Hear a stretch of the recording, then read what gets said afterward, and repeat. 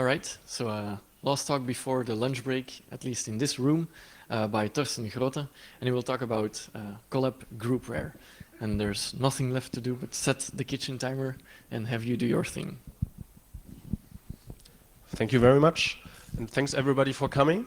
I'm Torsten Grote, working with the Kolab community, and I'm here to show you what Kolab is all about. So, like, we all know why we love free software, right? Like, we can freely use, study, share, and improve the software that we run, and there's nobody who could tell us like what the software can do and what it can't. Like, we are in control, and we are the ones to decide. Nobody can make decisions except us if we choose to do so. So why isn't it that free software isn't everywhere? Like, if it's so good, if it can do everything, like, what's stopping it from taking over the world? And especially like where most computers are in companies and public administrations, there is very, very little free software. And like, I ask myself the question, like, what's the problem? Because we have achieved so much since the free software movement started. Like, we have GNU, we have Linux, so we have a complete operating system that we can use on servers, and on desktops, even on tablets, and it runs free software. So what's stopping people from going fully free software? So one big point was Office programs, because many people need that, and especially in companies, they all have Microsoft Office. And there was no really good alternative so far, but now we have even two. We have LibreOffice and we have OpenOffice. And that's also something we achieved. So that problem is solved. Like, we could still, of course, improve upon it, that the big stone is out of the way. So, but the problem here is people can now use free operating system, free Office suite, but missing is, of course, what people usually use for their email, for their communication, for their calendars, their address books, and this is a groupware solution, usually Outlook, but here we have Kolab as a replacement. So we are hoping that by placing Kolab into the market and giving it to everybody as free software, we are removing one more problem out of the way for free software world domination, basically, and giving you the control that you deserve. So I give you a short overview of what we have and what we can do. So that is the web client, and it shows the email view. So of course we can do email, and we can do email nicely, because we're working very close with the Roundcube initiative, and we have Thomas from Roundcube sitting right here. And he's done some great work integrating Kolab properly in Roundcube, because Roundcube could do mail before, and what it now also can do to work as a proper groupware is calendars. So you can have multiple calendars, you can show them, you can disable them, you can share them with other people, you can be putting events into other people's calendars, you can invite people for events, you can even see when people are free and when they are busy. You don't need Doodle or something like that anymore if you have Kolab. And of course you can also import calendars from the web and show them in this view as well. And this is address books. Also many different address books, global address books, sharing address books with people. Like, if somebody else already put an address in there, you don't need to do it anymore. And pictures showing in the mail view as well, everything that you want. This is a task. This is pretty new. That was what we did lately. You can finally get things done with Kolab. Yeah, because you can manage your tasks, you can sort them hierarchically, you can set dates, and you can order them by priorities. You have a really quick overview. You can tag them and say, okay, I just want the tasks that are tagged with the Kolab task, for example, or with, I don't know, your homework or your shopping list, whatever. So we also work with OwnCloud, and up there you see also a files button. That's also possible to put OwnCloud into Kolab. And apart from the web client that you just saw, we have native clients that you can run on your own computer, which are fully offline capable. So if you're in a train or in a plane and you still want to work with your stuff, it's of course possible, because the native clients get the data, show them to you, and you can work with them, change that, and it gets synced next time you connect online. And the main client we use is KDE Contact. That's the upper one there. That is like has the most features, is most complete, and we see most likely to be a good free software competitor to Outlook. But for many other people, there's also Thunderbird and Lightning that works with Kolab as well. And all, like the two programs, they work on Windows, on Mac, and on Linux. So it doesn't matter like if you have a diverse architecture like in your company or at home even, like your wife with a Mac can work with the same data and still interact with you even though you have a Linux machine and your brother who has a Windows computer, for example. So this is Android.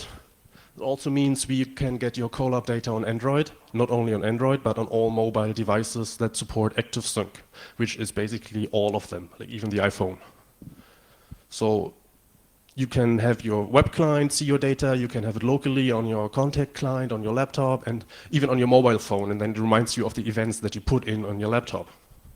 And that's truly awesome, and that's what we want. Like at the booth, somebody came to us and said, yeah, that's basically then a Google killer, right? And yes, that is exactly what we are aiming at, that you can choose where to store your private sensitive data, and that you can, even if you want, install it yourself on your own server that sits at home or in a data center with people you trust, and that you don't have to hand it over to Google where you don't know what they do with your data. Since we are a free software project, we try to play very nice with the community and be a good member and work with as many proven free software components as we can to not reinvent the wheel. So this is maybe even an incomplete list of the free software products that we integrate in our solution. The default configuration is Cyrus and Postfix and the 389 directory server and Apache. But you can also use it with Nginx, and DAVCut is possible, OpenLDAP is possible as well. So this is not to scare you, but just to show you, like give you a rough idea of what Kolab is and how it basically works. So our main power horse that we use for almost everything is the IMAP server, because all our data is stored in IMAP. So if you want to move your data from one server to another, all you have to do is do an IMAP sync, and all data is there.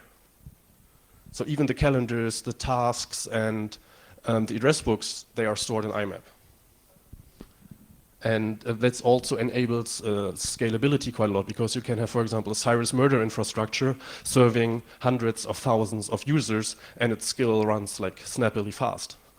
And the same is possible with all the other components that we use. You can scale them up and down as much as you want and serve really like thousands of users or just 2 users, that you and your wife, for example. So everything is there in Cyrus IMAP. The users database is stored in an LDAP server. For mail MTA, we usually use Postfix. That works quite well. Of course, spam checking, virus checking, like we use the standard components that all the GNU Linux operating systems use as well. The ActiveSync is served by an Apache web server, the same with the Roundcube web client, also running on Apache, using a MySQL database for caching, and Memcache can be used as well. What I didn't mention so far is the Kolab daemon. Like this is a piece of, today it's Python software that makes sure that all the components are working well with each other. So if you create a new mailbox or a new user, that mailboxes are created in Cyrus, the LDAP server knows about it, that Roundcube can let the person log in right away. We also have command line utilities where you can administrate everything around Kolab, like create new shared folders for everybody. But we also have a web client that allows you to just click, add user, click, add groups, add new rules, add resources, everything. So Kolab is 100% free software, and we develop it publicly. We have public development mailing lists, and we have public source code repositories. So if you go to git.kolab.org, you see everything, and you can subscribe to commits, can see each change we make, and you can of course easily contribute as well. Like send us patches, we have also public bug tracker, we try to be as open and as friendly, as nice as possible. Like I'm helping myself on the mailing list a lot, so if there's somebody coming and saying, yeah, I want to help here and there, or have the idea for this and that plugin, like we help people and support them to actually get stuff done and to realize the visions they have. That is a developer meeting. I just want to show you some nice pictures of like how it looks like when we get together to code. Yeah, that was in Berlin, friendly hosted by KDAB, and we had a great time there hacking. This is Thomas from RoundCube discussing with our lead developer, and this is all of us having a beer afterwards. So you see, like friendly community, nice people to hang out with, and we would love to work with you as well.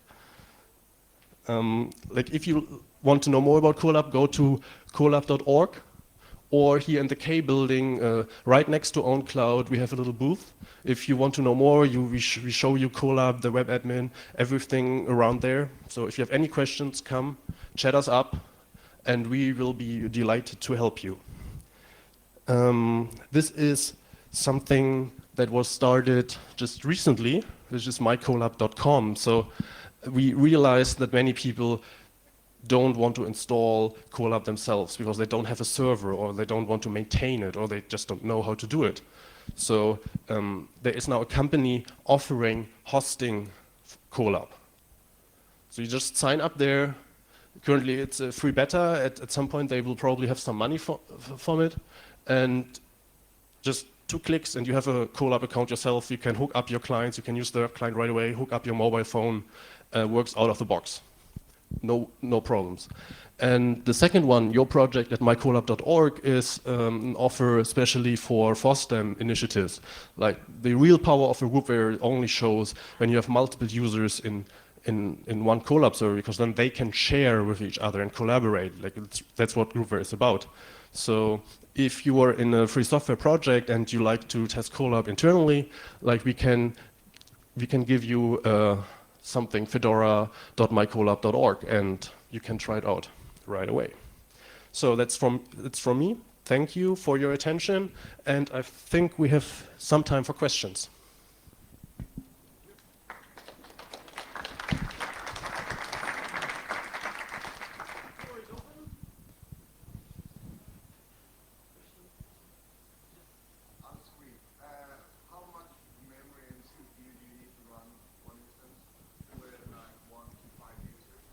Well, you usually, yeah, the question is like, what are the hardware requirements basically in terms of CPU and RAM to run a Kolab server?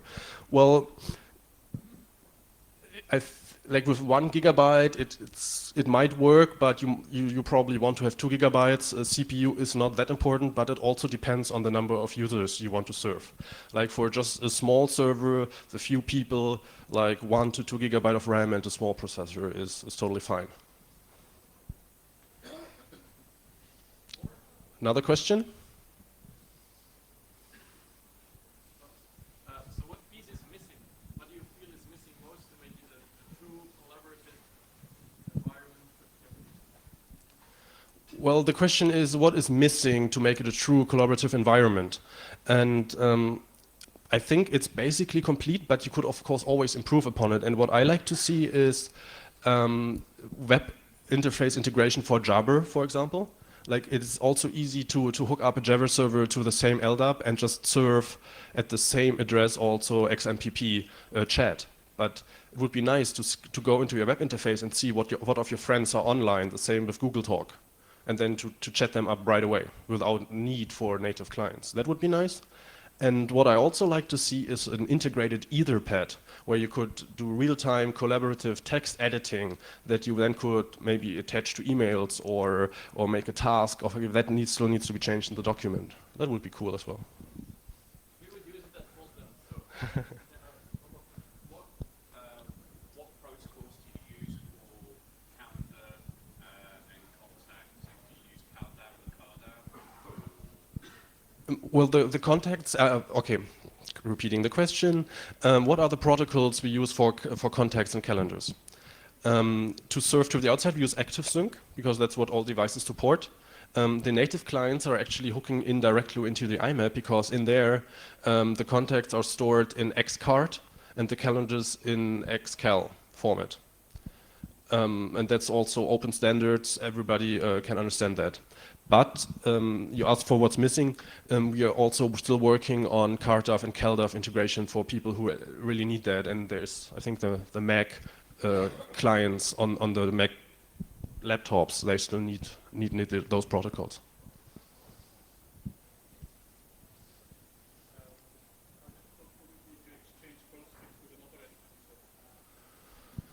How difficult it is to exchange postfix with another SMTP server? Good question.